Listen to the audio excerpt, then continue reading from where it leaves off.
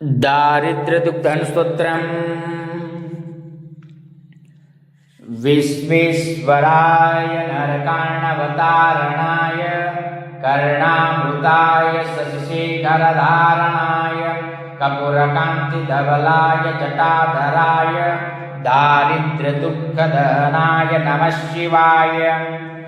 गौरीप्रियाय रजनीशकलाधराय कालान्तकाय भुजगाधिपकङ्कणाय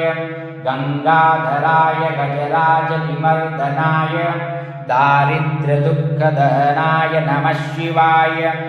भक्तप्रियाय भवरोगभयापहाय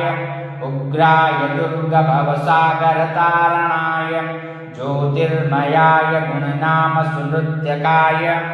दारिद्र्यदुःखदहनाय नमः शिवाय चर्माम्बराय सबभस्मविलेपनाय बालिक्षणाय मणिकुण्डलमण्डिताय मञ्जिरपादयुगलाय जटाधराय दारिद्र्यदुःखदहनाय नमः शिवाय पञ्चाननाय मणिराजविभूषणाय हेमांशुकाय भुवनत्रयमण्डिताय आनन्दभूमिवरदाय तममयाय दारिद्र्यदुःखदहनाय नमः शिवाय भानुप्रियाय भवसागरतारणाय कालान्तकाय कमलासनपूजिताय नेत्रत्रयाय शुभलक्षणलक्षिताय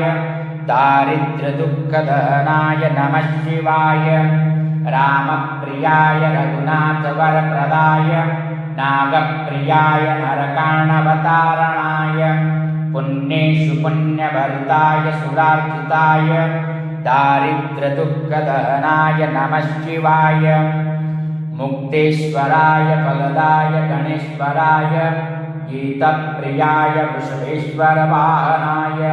मातङ्गचर्मवसनाय महेश्वराय दारिद्र्यदुःखदहनाय नमः शिवाय वसिष्ठेन कृतं स्तोत्रं सर्वरोगनिवारणं सर्वसम्पत्करं नित्यं पुत्रपौत्रादिवर्धनं त्रिसन्ध्यं य पठे नित्यं स हि स्वर्गमवाप्नुयात् पूजाकाले पठे नित्यं लक्ष्मीवस्ति सर्वदा इति श्रीवसिष्ठकृतं दारिद्र्यदुःखस्तोत्रं सम्पूर्णम्। ॐ नमः शिवाय। जय शिवशक्ति।